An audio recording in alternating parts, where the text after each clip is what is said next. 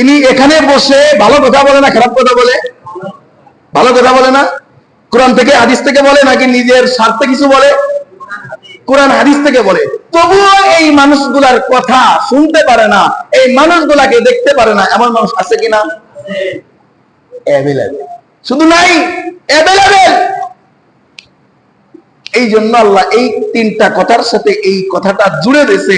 আচ্ছা, মালিক জানে না যে এই মেহরাবে বসে আমি আল্লাহ প্রদত্ত একটা আইন শোনাবে, এর বিপক্ষে মানুষ দাঁড়াবে কি দাঁড়াবে না, এই কথা মালিক জানে। এই জন্য তো আইন দিছে, ঠিক কিনা?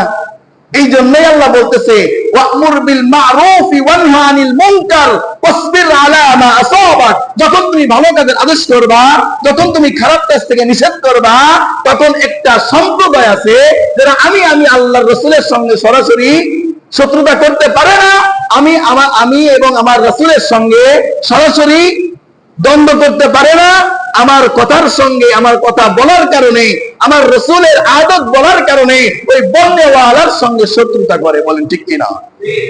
আল্লাহর রাসূল, আল্লাহ তাআলা আবার অন্য আয়াতে বলছে, যে ব্যক্তি আমি আল্লাহর প্রদত্ত আয়াত শোনানোর কারণে, আমার রাসূল প্রদত্ত কোন নিয়ম শোনানোর কারণে তার সাথে যে শত্রুতা করে, সে ওই ব্যক্তির সাথে শত্রুতা করলো না, স্বয়ং আমি আমার রাসূলের সঙ্গে জিহাদ ঘোষণা করলো।